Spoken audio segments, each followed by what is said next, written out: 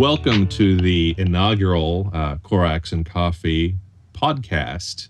I'm your host, Pete Steele. And I'm your other host, Rick Hendricks. And Corax and Coffee is all about tabletop gaming, be that board gaming, card gaming, role-playing game, miniatures, and even LARPing, which doesn't necessarily happen at the tabletop, but it's certainly related to the hobby at large. So we're here to talk about playing games, what got us into games, different aspects of games, and all things related to that. But what we're really looking at is what are barriers for new gamers, and how do we get ever more people into the tabletop gaming hobby and community to have diversity of opinion, diversity of ideas, diversity of people. So everything we talk about, we really talk about and approach through that lens specifically. And to that end, we're really going to talk about playing games in public, getting new people involved and meeting new people, being social, because tabletop gaming really is at its core a social activity and really just a medium to hang out with friends, have a good time, and whatnot. So that's basically what we're about. Right. And with any social activity, you need to keep bringing new people in. Absolutely. And as time goes on, people will leave the hobby. It just happens. And if you don't have new people coming in to replace it, you run out of people. So we need more. Absolutely. And to do that, we're going to push hard back against the current stereotype that we've got of gamers, especially board gamers, being asocial beings, some sort of troll that's stuck in the basement. That's really not what gaming is about. No, it's not. It's a social thing. It's something that has been pushed to the sidelines, but there's no reason it should stay there. Absolutely. And you think about this stereotype of gamers being, kind of non-athletic kids who are sitting or living in their parents' basement playing D&D, that being Dungeons and Dragons, in the 80s, and covered in Cheese Whiz and having beer or Kool-Aid or whatever. And those individuals certainly exist, and if they can pull that off, more power to them. But gamers are such a diverse community. Which is one of the reasons I love LARP, is because it is such an outdoorsy thing, in most cases a very active thing. And yet you find those people are just as nerdy, if not more so, right, than a bunch of other people. So there's so much diversity of people in gaming in so many different games, and we want to encourage and continue to increase that diversity.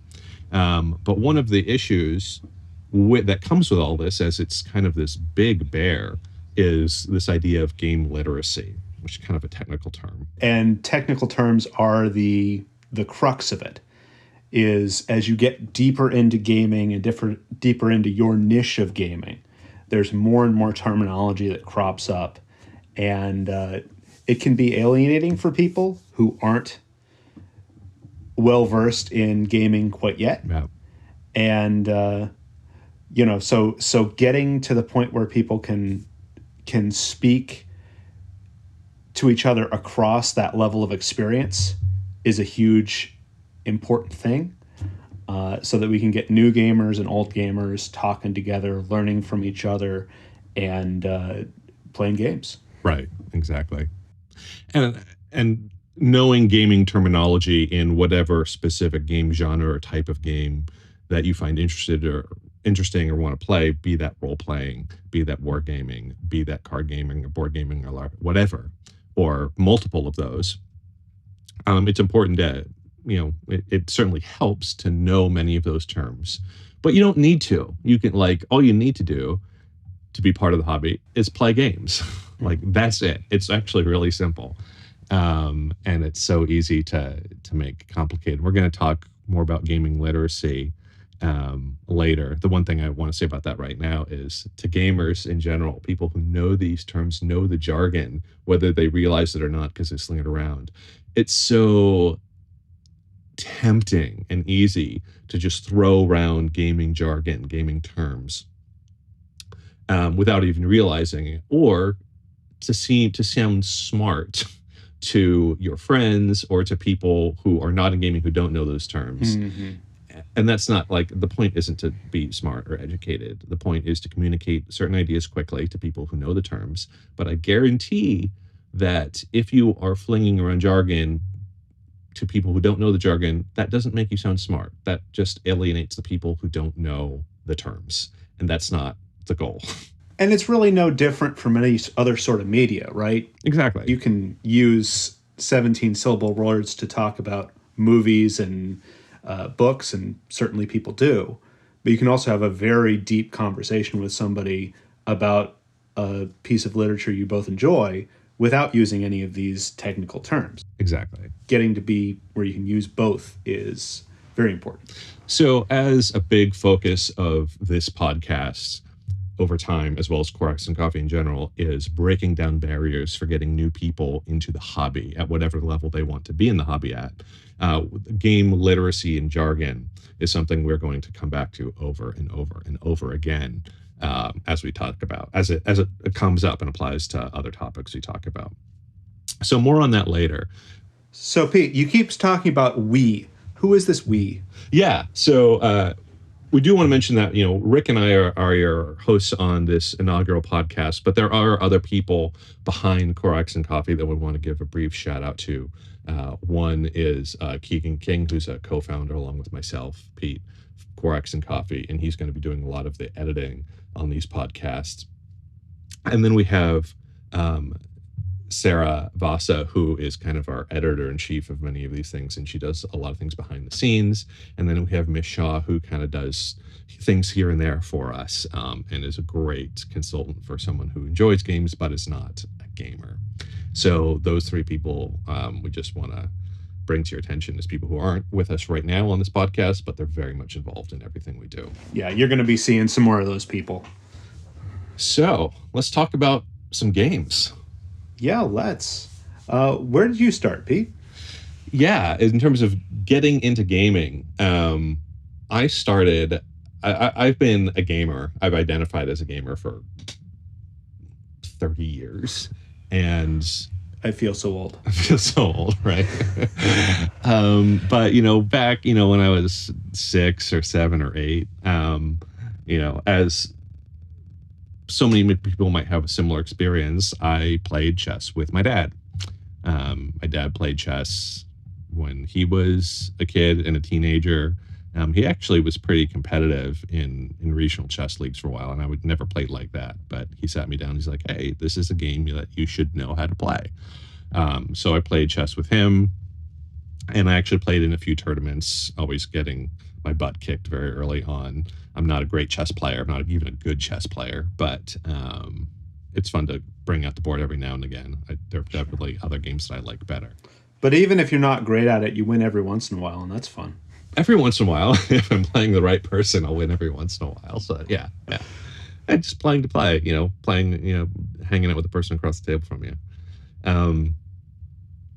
My paternal grandfather taught me how to play Stratego, which is a Moldoli. 1946 is when Stratego first came out, and my grandfather and I played that many, many, many a times. I haven't played in years, but kind of jonesing to now that I'm talking about it. Yeah, I hear you. Yeah. I don't own a copy of Stratego, but I could pick one up at Target, or I'm sure for under $20. Mm-hmm. So that was another influence. And then I think a third influence, kind of in my very early years, what really kind of wet my whistle for this kind of thing, was I had tons of Legos as a kid. I was really into Legos, and I loved building with Legos, but I really loved playing with Legos. I had all these stories as for my pirate theme sets and my castle theme sets, and anything I would just make on my own, my own creation, a mock, as they call it in the Lego community. I would always be role playing with my Legos and like minifigures, action figure style. Mm-hmm. I'd just make up scenario after scenario for the Legos that I had built with. And many times I'd have my minifigures conduct a story where they were building a thing that I'd be building with Legos. So it was very meta. Mm-hmm. But yeah, those are kind of my earliest experiences with games and gaming. What about you? For me, it wasn't chess, it was cribbage. Okay. Grandpa really was into cribbage, and he was a math teacher. So he used it to sort of sneak math in there, finding the pairs. It's worth, 15 points for 2, 15 4, and figuring out how just a little bit of math could get me victory, which I think helped me like math way more than I otherwise would have. More power to you, man. But, believe it or not, I have never played cribbage. Really? Really. Yeah. Well, it's a card game with a little board. You and I will have to play it sometime. Yeah, we'll have to get you into that. Beyond that, I spent a lot of time playing video games. Okay. Final Fantasy, the first one, back in 1987 on the NES. Around the same time I was playing Batman Forever, which came out in 1990 on the Sega Genesis. I must have played Final Fantasy 6 or 7 times, just all the way through. That's a lot of video game time. It's a lot of video game time. Yeah. You actually do a lot better if you just skip buying any equipment until you can get the silver sword. You got to get the right loot. Yeah, don't be wasting your money on the wood swords or no. Fair enough. Wait till like the second town, and yeah. So what helped you get from some of that early video gaming into tabletop gaming of one type or another? Well, eventually I had to go to school, and as you know, that was horrible because there are no video games at school. Not typically, no. But there is recess, and there's other video game addicts. So a few of us got together and started doing some impromptu role-playing during recess. Okay. And at that point, I was kind of... The die was cast. Although we weren't using dice, but... I was just going to say, I see what you did there, but... Yeah. Yeah. Moved on to Super Smash in college. Yeah. And then really what got it into me was in the Air Force. We started playing D&D with my radio shop folks. They dropped me in Ravenloft, which I did not appreciate. Yeah, it's a brutal campaign setting. Not a lot of options to retreat but. So, just to do a very brief crash course in this, in Dungeons and Dragons, which is D&D, right? For anyone who might not be familiar, Mm-hmm. There are different, what we call campaign settings, right? Basically different worlds or universes where, the kind of the kingdoms or the setting is just slightly different, right? And Ravenloft is one that, my understanding, is kind of very werewolfy, vampire-y, very kind of cutthroat. Is that right? Yeah. Yeah. It's vampires, and they have controlled the weather. So the sun's not coming out. It's kind of a superpower. Yeah. So, and the whole thing with thresholds doesn't really help you either, because the Lord of the Land is a vampire and can just invite himself in places. Yeah, it's not for the faint of heart. And the whole thing is surrounded by this mist where you get lost and end up back inside if you try and leave. So there's no escape, there's no reinforcements. You're just going to have a bad time. So your journey in what kind of initially got you into gaming is quite the thing, right? It started with cribbage with your grandfather, Mm-hmm. and kind of your initial foray ended with Ravenloft in the military. Yeah. Just it's a big jump. It was right in the deep end for sure. So what are you playing now? Oh my, well, I'd say, do you have 4 hours to go through that? But of course we do not. So I'm gonna do a brief little synopsis. There are definitely kind of a couple of types of games or game genres that I latch onto at this point in time. So one is 4X games. If it's the right 4X game, I really love it. Clash of Cultures Monumental Edition just came out by WizKids, which is the second edition. Just came out in the last month by Christian Marnuksen. I apologize if I'm butchering that name. But that, I think Clash of Cultures Monumental Edition is a vast improvement in every way over the previous edition. And it's just phenomenal. There is a lot going on in it, but Great. I'm appreciating that game right now. I love games with stacks and stacks of cards. So I love customizable card games, kind of older, trading card games. I love living card games. I love card games that just have, like set expansion. So, for example, Dominion, which is kind of an older game initially, right, by Donald Vasari, 2008, right? But I mentioned Dominion specifically right now because the 14th expansion of Dominion called Dominion Allies is scheduled to release in this December of 2021. And the 14th expansion is going to be a larger expansion, 400 cards, 31 new kingdom card piles. It's compatible with all previous Dominion. It's not a standalone game. And that's the great thing about Dominion is it has a crazy amount of support. Yeah. It's a game system. You just plug and play anything you want to. It's not, and they continue to do support for that game. So I love that. Related to Dominion, another game that just came out in 2020, which is called Moonrakers by Austin Harrison, Max Anderson, and Zach Dixon by, I don't know if they're called 4 Studios or IV Studios. I've never called and asked them. But it's this graphic design studio in, I think, Tennessee. And they've done graphic design for, big companies and small companies. And I think some of their employees were like, hey, we're graphic designers and we like to play games. Let's make a game. And so that's what they did. And I think they've come out with a few since then. But it's deck building like Dominion. The Moonrakers game is deck building meets social negotiation and social deduction, which is actually really cool. And it's a space age theme, yeah? It's a space age theme, and the artwork is very stylized, and it's gorgeous. And it's I like to tell people that if you were going to take a game to the symphony, this would be the game that you would have tucked under your arm. It's elegant, it's beautiful, and it's really fun. I think it's well put together. Well done. Nice. Other than that, I really like direct conflict dudes on a map games. I'm not really into miniatures wargaming because I do not personally have patience to cut models out of sprues, sand them, cut them, trim them, paint, glue them and paint them. That's just not my skill set, even though I've tried to get into it a dozen times, maybe in retirement. But dudes on map games like Memoir 44 by Richard Borg still has support for it, published by Days of Wonder. I really like.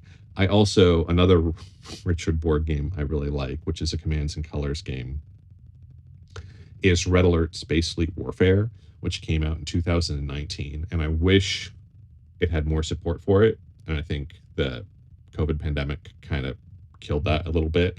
But it's huge spaceships, and you fly it around on this massive game board that's not even a board, it's actually cloth. Nice, fancy.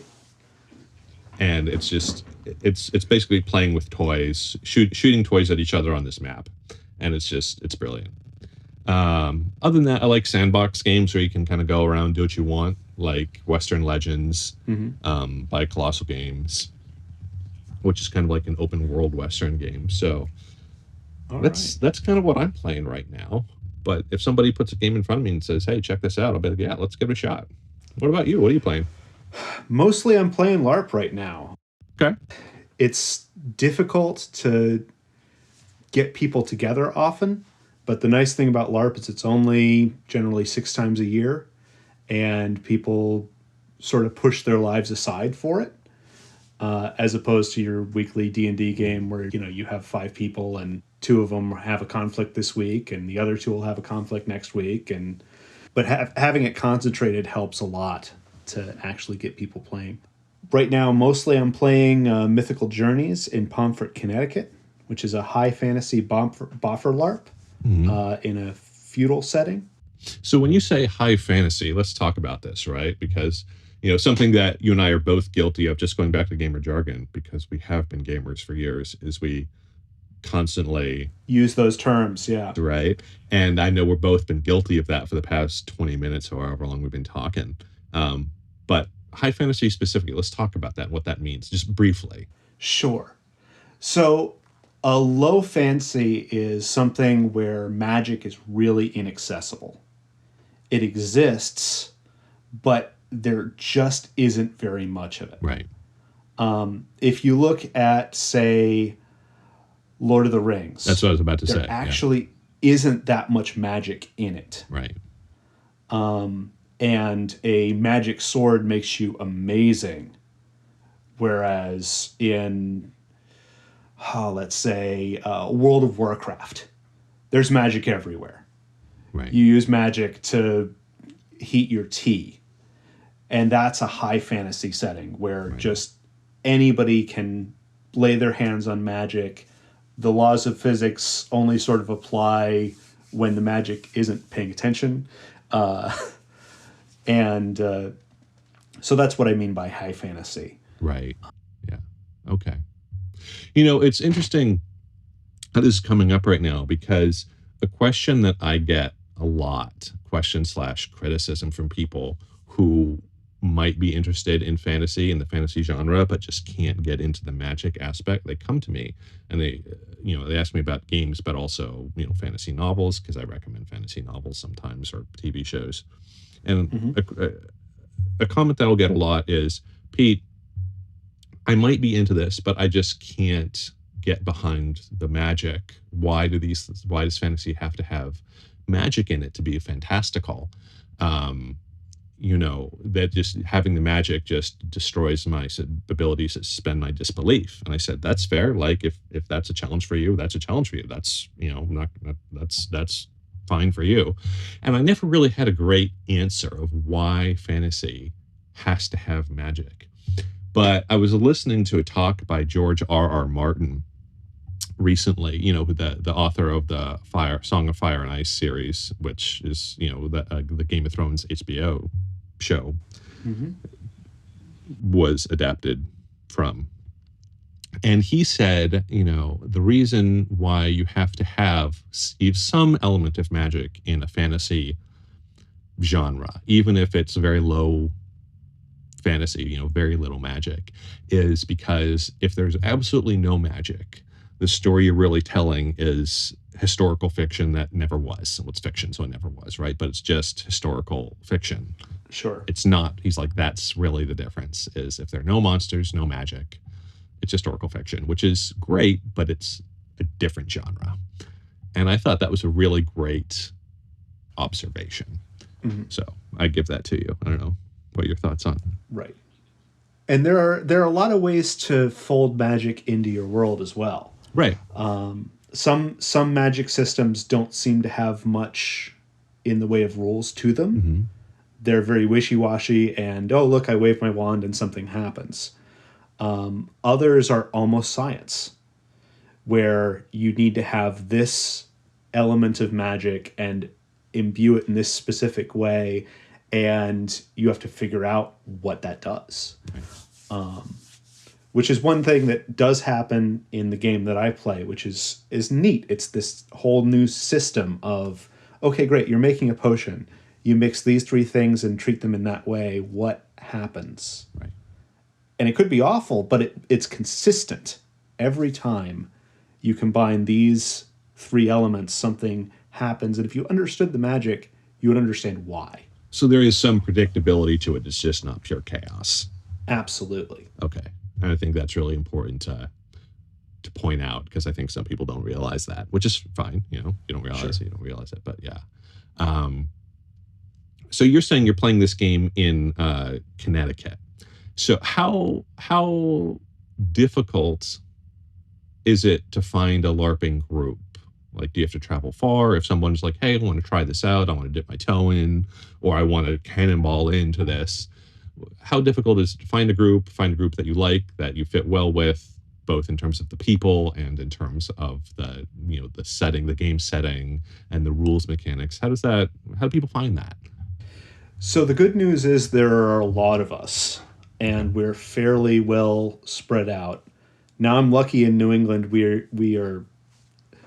You can't throw a stick without hitting the LARPer in New England. So I think I have 15 or 20 LARPs that I could attend within an hour or two drive of me. You're not going to do that well everywhere. Okay. But I've heard of people from countries you wouldn't expect having LARPs as well. So almost certainly there's a LARP near you. Things to put on a t-shirt. Absolutely. And the way people find them, first off, is just Google LARP near me, and you should find 2 or 3. Like board games, like gaming in general, everyone is not for every person.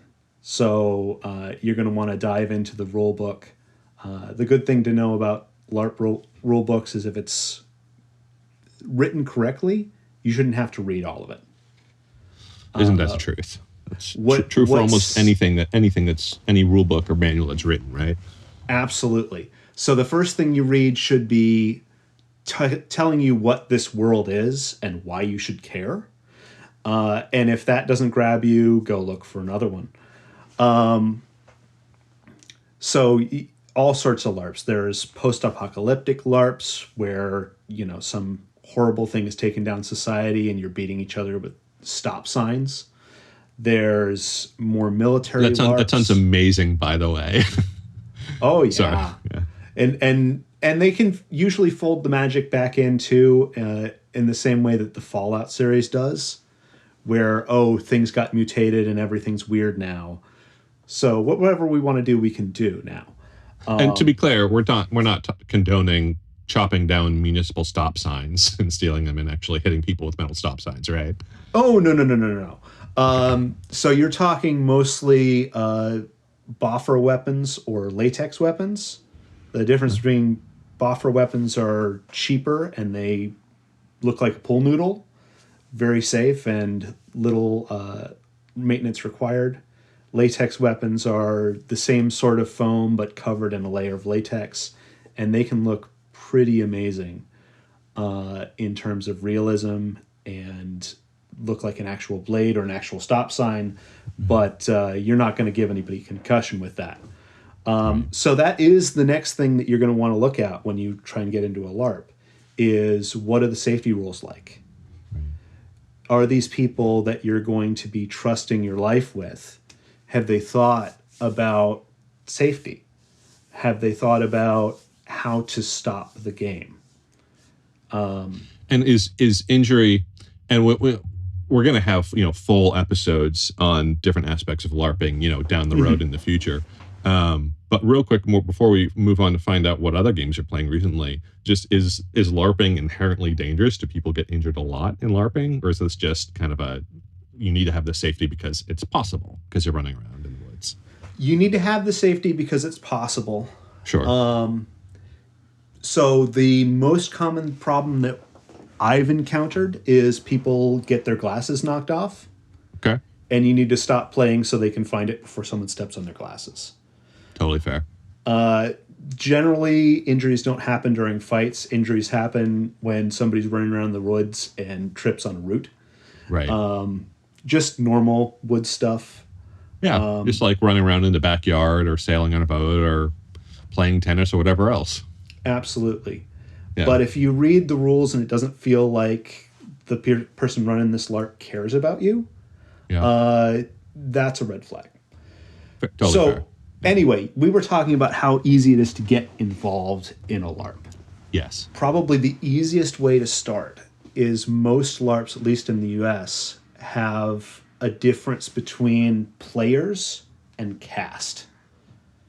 So if you're a player, you are rolling up a first level fighter and you're running in and you're going to cause a whole bunch of chaos, and eventually become king. At least that's the theory. Okay.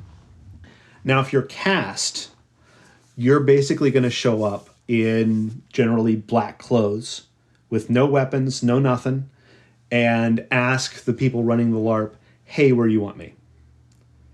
And they're going to throw a costume on you. They're going to put a weapon in your hand, and they're going to say, hey, beat up people over there and take their stuff. Okay, so they're kind of plants or confederates to help run the game. Exactly. These are NPCs, non-player characters. And non-player characters being kind of characters that run around, are involved in the game, that kind of the referee of the game is controlling or telling what to do. Exactly. So generally, if you're a player, you're paying for the game. But if you're not playing, if you are a cast member, again, you can show up just with all black clothes. They'll throw stuff on over it to make you look in character. And sometimes they even pay you. Okay. So they'll feed you, they'll house you, and again, you can walk out 3 hours afterwards if you're not having fun. So that kind of seems like a cool way to just get a taste, where you don't have to throw down any money. You just spend some time, get involved, be like, hey, I like to either volunteer maybe at first, or be like, hey, I get paid for this, some small amount, and just to try it. And if you don't like it, well, you've learned something about yourself. Exactly. That's great. And if you love it, you're like, hey, maybe next time I'll volunteer for a full weekend or a full day, or maybe I want to develop my own player. Right. And if you develop your own player character, generally having casted before will help you do that at a little bit higher level. So there are a few ways to get into this without committing to $1,000 costume or We Get Your Life. Exactly. Nice. What other games are you playing right now other than LARPing? So I've been playing a bunch of Betrayal in the House on the Hill. Oh, it's a moldy oldie. Nice. Yeah, which is a lot of fun. A couple different ways that game can go, which helps keep it fresh. Really not playing as much as I'd like to, because finding time and people to play with can be difficult. Why we want to expand the hobby, bring more people in. Exactly. Yeah, or one reason why. Yeah. Starting to look at some of these escape room games. Okay. The single player or double player escape room, the puzzles.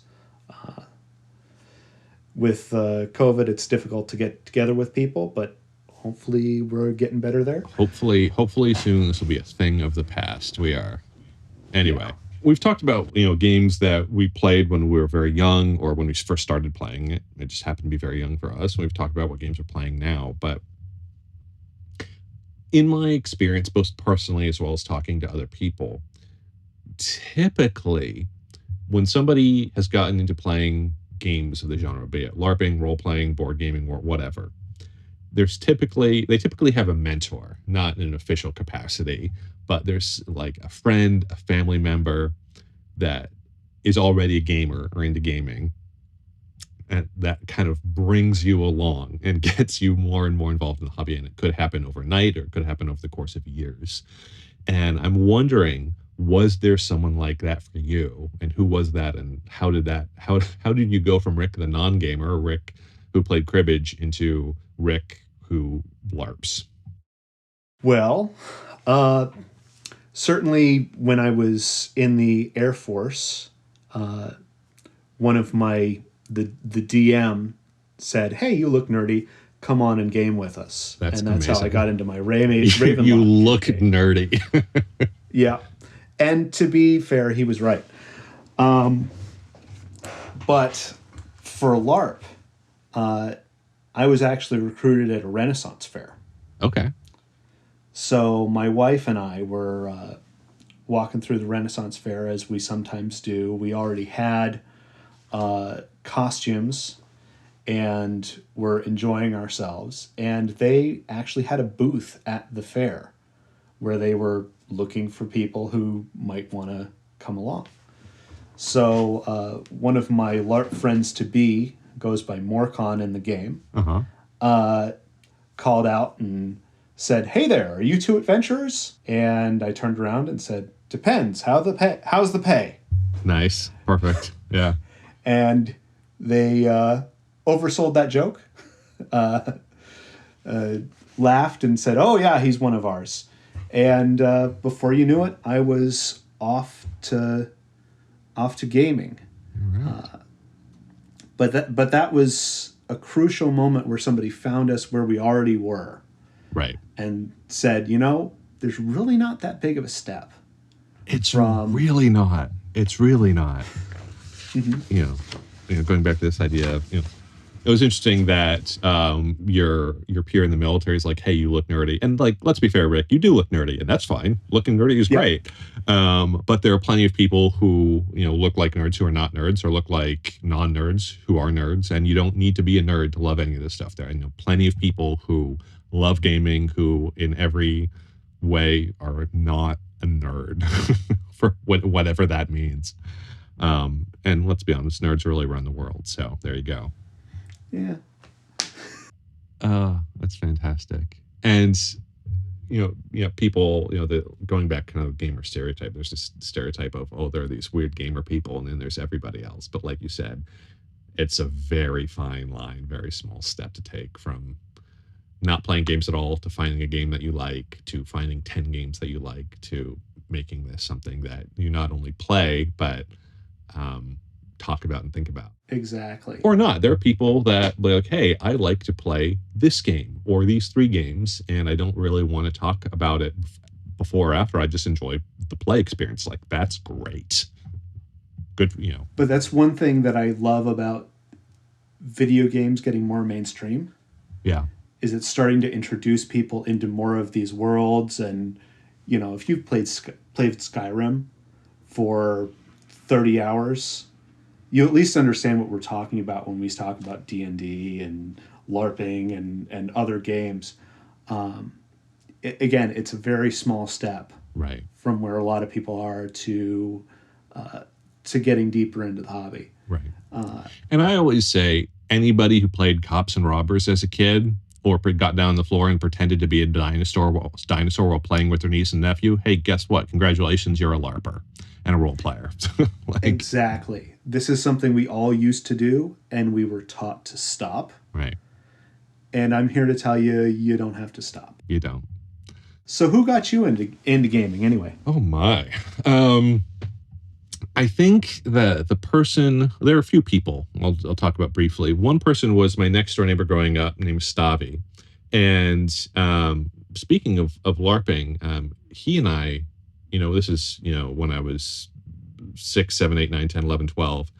So I definitely did this even in middle school. We had this game that I'm sure we did not invent the wheel here, but we certainly reinvented the wheel for ourselves. And we called our game the Mixed Up Game, which is basically hardcore Cops and Robbers / LARPing without the costumes. And the idea behind the Mixed Up Game was that we would take on the role of a character, typically from a video game or one of our TV shows. So Transformers or He-Man or Teenage Mutant Ninja Turtles. And I know I'm dating myself here. That's fine. Yeah. Or GoBots.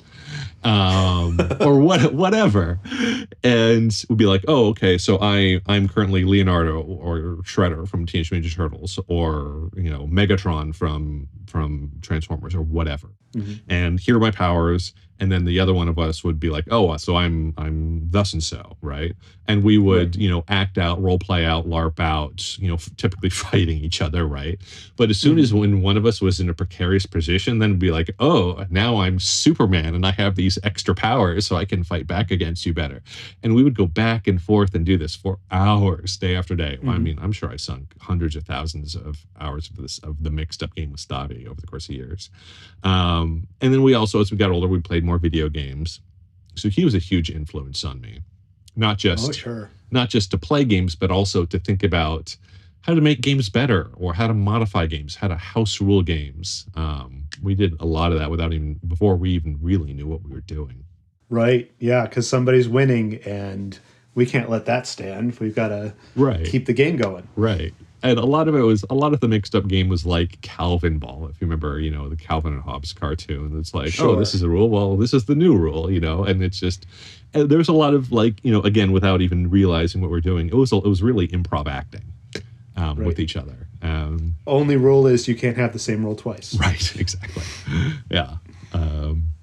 And if somebody has a rule, you can't say no. You got to make up your own rule to counter their rule. Exactly. Right. Yeah. So we had a lot of fun with that. So my friend Stabby was a huge influence. And then my cousin Jeremy was a huge influence that really got me into board gaming. So we would vacation with our cousins every year for a couple weeks in the summer. And Jeremy introduced me to, the first edition of Hero Quest, 1989 by Stephen Baker, by, collaboration between Games Workshop and Milton Bradley. And I mention that specifically right now because I was a huge Hero Quest fan back in the day, still am, even though many of the mechanics don't hold up to modern board game standards. There's a lot of nostalgia. But Hasbro... I don't think I've ever played that game, but the miniatures are so pretty. They're so pretty. They're well before their time. And they've definitely ended up in some of my role-playing games. I bet they have, yeah. Yeah. The reason I mention this specifically now, not just because it was such a big influence on me back in the day, but Hasbro just released a new version of Hero Quest that they crowdfunded. And it just is getting to backers like this week and last week. So that's exciting. So Yeah. Jeremy introduced me to that, as well as Advanced Dungeons and Dragons 2nd Edition. Played a lot of Dungeons and Dragons on vacation. And then I want to mention one other person, because I really had three huge influences that are worth mentioning about that kind of my gaming mentors. And my third person who got me into this is my friend Will. And I've, family friends since I was born, and we hung out a lot. I haven't talked to him in years. I should give him a Facebook message or email or call or whatever. But You should. yeah. Let him know we're launching Corax and Coffee. Oh, we totally should. We'd be like, you need to subscribe to our podcast, which we're starting. I bet he would listen too. But he got me into games like Axis and Allies and BattleTech, and Starfleet Battles by Task Force Games. And he also got me into the original Star Trek customizable card game, which came out in direct response to Magic the Gathering back in 94. And Magic was 93, Star Trek came out in 94. And I was a huge Star Trek fan, always has been. So I kind of latched onto that game. But the thing about Will is that he had the profound and uncanny ability to just grab some pencils, grab some paper, maybe some dice, and just make up an original narrative RPG on the spot. He just this guy had a gift. It was so creative and so improvisational. And that's just something that I always really admired. And I think that particular skill of his definitely opened my eyes to be like, wow, there's this whole world here that I just need to be a part of. Oh, yeah. So that's definitely who got me into gaming. So, anyway, we're working on how to get new people into gaming ourselves. Yes. We're not as young as we used to be. Well, that's true from minute to minute. You say it's our turn. It's our turn to start getting people in. Well, I think we've been doing it for a while, but... Yeah. This is true. So gaming isn't for everybody. Certainly all sorts of gaming isn't for everybody. Right. And that's fine. Yeah. If it's not your thing, it's not your thing. No. Quilting is not my thing, but I admire a finely crafted quilt. Absolutely. But the good news is if you like gaming even a little bit, there is a game out there and a whole genre of games that you're just going to love. Oh, yeah, absolutely. Guarantee you, if you're willing to give a few games a try, you'll find one that you like. If you're interested in the hobby, even in the slightest. And a lot of these are really easy to get into. You can get into some really great games without any more effort than it takes to play Monopoly. which is kind of one of the great things about, I'm going to come back to Dominion. I know Dominion has been around for a while and many people have moved on from Dominion, but like you mentioned, the game is still supported. There are still expansions. You can teach the rules of Dominion in less than like 7 minutes. And then the rest of the rules are on the cards that people have to read. But And what I love about it so much is it starts everybody on a level playing field. yep. Unlike, say, Magic the Gathering, where you have new things to explore, yes, but it's, oh, you need to buy these cards. Right. You need to collect some of them for you. Right. It's like, no, with Dominion, you buy an expansion and it's now unlocked for everybody. Right. Yeah. And that mixing and matching makes so many more options and new scenarios every time. Right. And there certainly are better gateway games. And by gateway games, I mean games that are really useful to teach to people who aren't familiar with gaming. Teach them a game and be like, oh, are you interested in this? Well, let's see what else that leads to. But Dominion can definitely be a great game for people who like to play card games or things like that. Like, oh, let's try this. Sure. So you've mentioned that without new people, the hobby dies, right? And the hobby is really about the people. The game between people, it sits in the middle, people or whatever, is really just the medium by which people interact. Yep. And there is an ever increasing number of what are called solo games, board games that you can, or role-playing games that you can play on your own. And that's great. If you want to play a solitaire board game, awesome. I do it from time to time. And I enjoy it, but I definitely enjoy playing games with people much more. There's Absolutely. It's a social experience. So and it's about getting to know the other person more than the cardboard and the absolutely. Yeah. Be like, what's you like? Who are you as a person? What do you like? What do you not like? Both within gaming and outside of gaming, and also what's your take on this game? Because here's my perspective. What's yours? Right. And in order to have innovation, you need new people. To have true innovation, you need to bring in new people over time. It's true of gaming or anything else under the sun. So let's talk about some of the barriers that are keeping us from getting new people in. Yeah.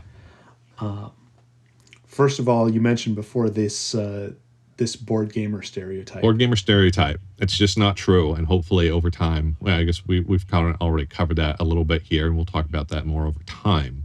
But take our word for it. Yeah. It's a stereotype. There's a hint of truth to it, but by and large, it's not actually a thing. You do not become less cool by playing board games. You just don't. I think you become more cool, but hey. Absolutely. Yeah. So another problem that you run into is game complexity. Yeah. There are a lot of games out there that are wonderful, but you just have to devote years of your life to understand what's going on with them. Years? which games take years? You talk about Dungeons and Dragons and really optimizing your character. Yeah, you can get into some crazy rabbit holes. But do you need to spend years to enjoy the game? Oh, certainly not. Yeah. Certainly not. There definitely are games like that have enough richness, enough content to spend years in without getting bored. And it's important to make that distinction of it can be very daunting for people to say, oh, there's this whole world here and I know very little of it and I really can't get into it. But you got to start somewhere. I think, also game complexity, with that is, you see these 30, 40, 50 page rule books. And, this is a huge thing in the board gaming community of, that's said that board tabletop gamers love to play games. We hate to read rules. And that's a barrier especially when games are so complex that you have to read rules for 2 hours in order to play a game for the first time. But I also think... Well, and the good thing about go ahead. Dungeons and Dragons and LARP as well to some extent is you don't really need to know most of the rules that don't apply to you. Right. Right. If you're a rogue, you probably need to know how to pick a lock, but you don't necessarily need to know how to summon a demon. You can leave those rules to somebody else. I think related to tabletop game complexity is perceived complexity. Mm-hmm. And what I mean by that is, I can't tell you specifically how many times I will sit a person or people down to play a game, especially people who are new to the hobby, but also experienced gamers, and I'll start to teach the rules of the game. And as I get into the rules explanation, you kind of see their face would be like, they're trying to understand, but it's also, oh my goodness, there's so much to this game. This is really complex. I can't hold it all in my head. I'm not sure this game is for me, blah, blah, blah. Because, learning something new is hard, even if it's for fun. Like, learning is hard. Absolutely. Right? And so I can't tell them, so we do that. And then I'm like, okay, let's just play the game. Let's just start playing. And as we need to learn about a new rule or a specific rule, we'll look it up, right? And we start to play the game. And much more frequently than not, the people who had these looks of terror or disinterest or confusion on their faces, they say to me, oh, this isn't really nearly as complicated as I thought it was. And I'm like, absolutely. It's not. Like, there's a lot to it for sure. And it's not because my rules explanation was poor. I'm not saying I'm an amazing game rules teacher, but I've done it many times, right? It's not because of that. It's that there's no substitution for just playing the game, getting into the flow, getting a little bit of muscle memory in the movements of the game, because there are a lot of kinesthetic elements, and be like, hey, there's a flow here. This is intuitive. Right. It's not that bad in terms of the complexity. And if your game has been designed properly, you're going to make sure that those things that happen all the time aren't really arduous to get through. Right. So the grapple rules don't come up that often in D&D, and there's a good reason for that. Right. Exactly. So game complexity and perceived complexity is certainly a barrier, but the sooner you can get people like into the game, be like, okay, let's just start to play. And we will, like, the better. That just definitely helps with perceived complexity. What other barriers can you think of real quick? You got to find people to play with, and you got to arrange your schedules together. Right. Which definitely gets more difficult as people get older and have kids and families and move away and all that stuff. Mm-hmm. But it's actually, COVID aside, right? Sure. There are so many dedicated social media groups and sites dedicated to be like, hey, do you like this activity? Be it quilting or sailing boats or playing tennis. I've already mentioned those. Or underwater basket weaving or board gaming. You like that? We like that. Come out, hang out, and play with us. Play a game. And so if you like a particular activity, a particular board game, your genre of board games, role-playing games, like, there are groups, we guarantee you, there are groups, local groups, who like the same things. It's just, meeting new people can be, like, that takes energy, time and energy. Right. But, yeah. But there are certainly a lot more people around who'd be willing to engage with you with this than you think. Right. We're stealthy. You got to look for us. Gotta look for us. And that's why Corax and Coffee is really about, like, hey, let's get gamers out of our basements and out of our like board gaming stores. And there are board game cafes cropping up, which is fantastic. And I think board game cafes are doing a huge service in getting more people into gaming. But you still have this self-selection thing where people who go to board game cafes are there to play board games. That's not the same as playing a board game in a coffee shop or a cafe or even a public library. And of course, it's difficult to play a 12-hour game of Twilight Imperium in those places. Right. But could you play a 1 or 2 hour game to play on public for people to be able to come up to you who would never normally see something like this, be like, wow, that looks cool. What is that? And then you have a connection. And the thing is, people have been doing this forever. There's a trope of old men in the park playing chess. Yep. It's been around forever. Yep. And it's not inherently weird. Well, if it's strikes only people as if it's being- only old men, it's a little bit weird, but it's also Yes. more diverse than that. Yeah. Yeah, playing chess in the park or whatever, playing backgammon in the park. And so, if you can play chess and backgammon, why can't you play something else, right? It can be a little difficult if there's a powerful gust of wind comes along, but Well, we're working on that. We're trying to find some games that respond well to big gusts of wind and small table sizes. And that we should definitely do a podcast on that. Actually, that's fantastic. I love it. So we've already talked about jargon as a barrier, and again, we're gonna keep coming back to that because that one's, I think, huge. But another barrier is the theme of a game and the setting, and those are related. So a theme could be a science fiction theme, and then a setting within science fiction be like, oh, the setting of like the Star Wars universe or the Star Trek universe or the Babylon 5 universe or what have you. And then another theme is fantasy, and a setting could be Lord of the Rings or Game of Thrones. And then another theme is horror, and so on and so forth. And in some games, the theme is critically important. As games have more theme, more highly thematic, and a game might be really appealing to someone, but they might be turned off by the theme or the setting. They'd be like, "Hey, games seem cool to me. I'd like to try it, but I can't get behind science fiction, or I can't get behind fantasy, or all whatever. The magic everywhere really ruins my immersion."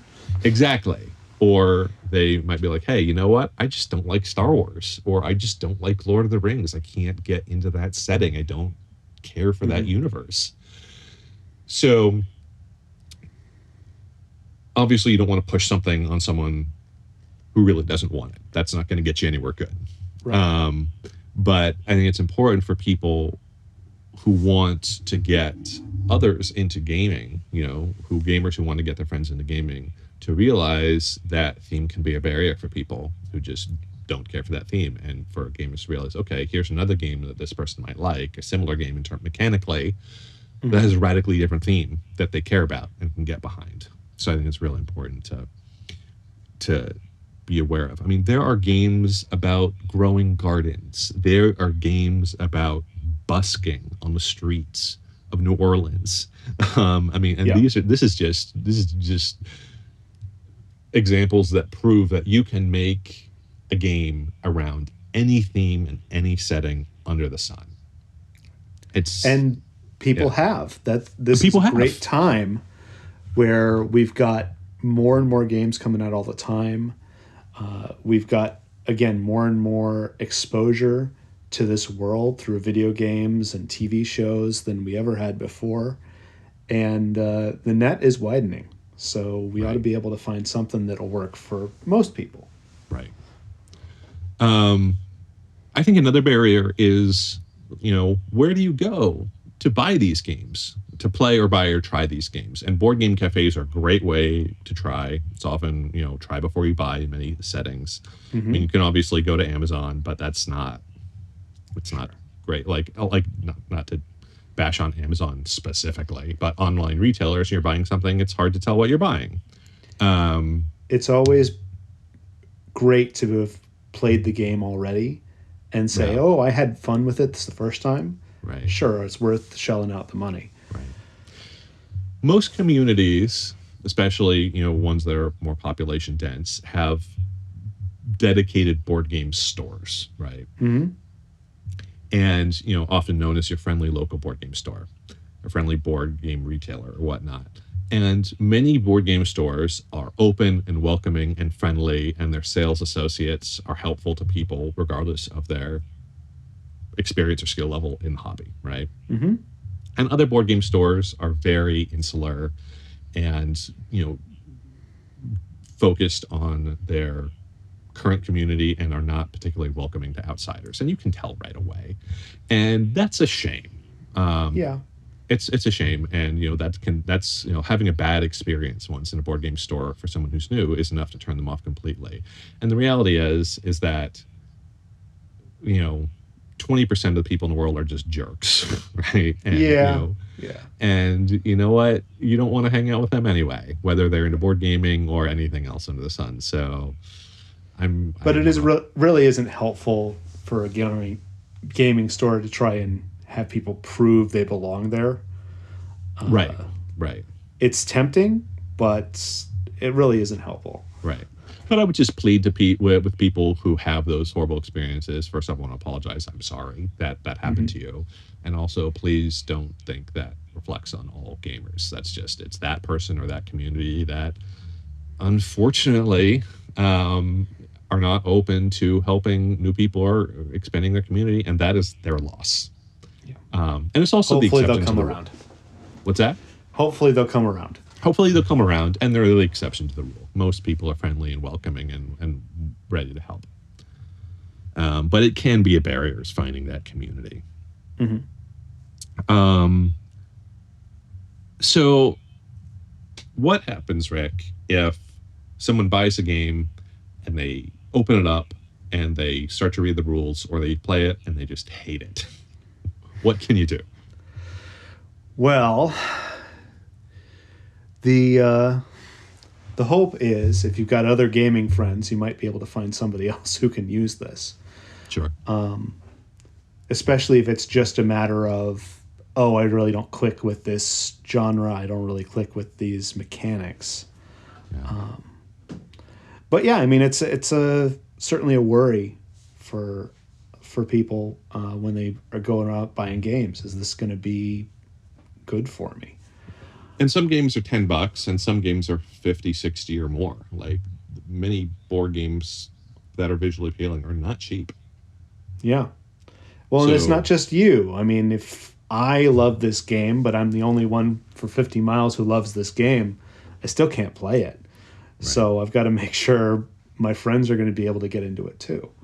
Well, if there's no one around who wants to play it for 50 miles, then you probably live in a very rural community, which is fine, but 50 miles is a goodly way. For sure. Yeah. For sure. Yeah. But yeah, all of this gets easier as you actually start building up a friend group and start experiencing some games you do like. Right. It gets easier to recognize the games you're going to love.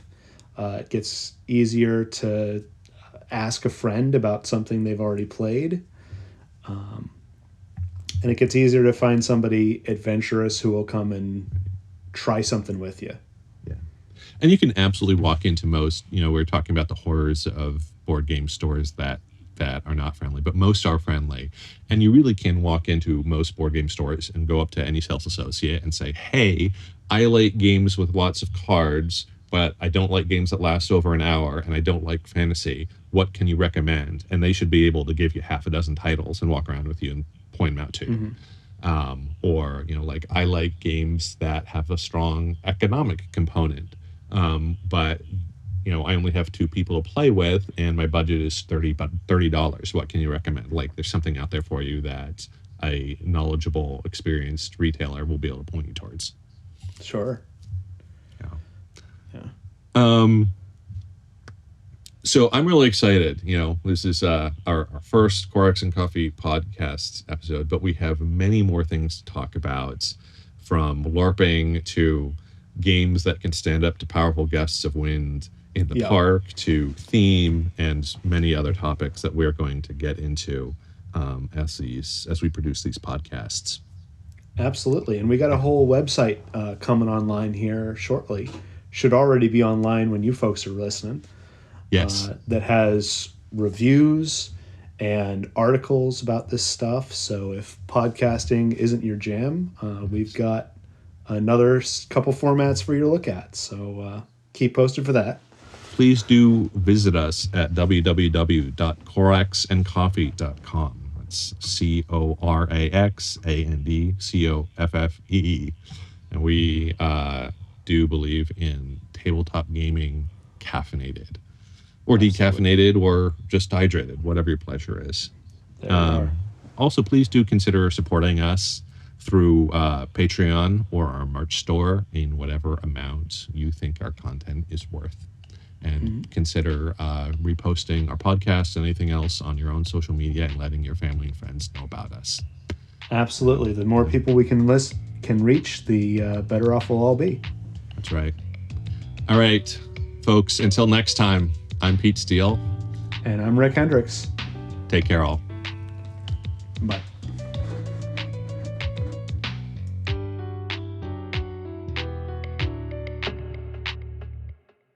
Thank you for listening to the Corax and Coffee Podcast with your intrepid hosts, Pete Steele and Rick Hendricks. Music, audio production, and occasional commentary by Keegan King. If you liked this podcast, you may like our other podcasts, our game unboxing videos, written game reviews, and print and play game content as well.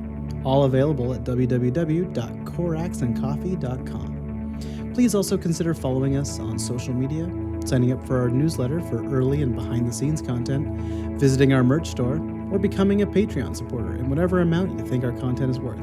The quote of the week: you only have your thoughts and dreams ahead of you. You are someone. You mean something. Corax and Coffee. Tabletop gaming, caffeinated.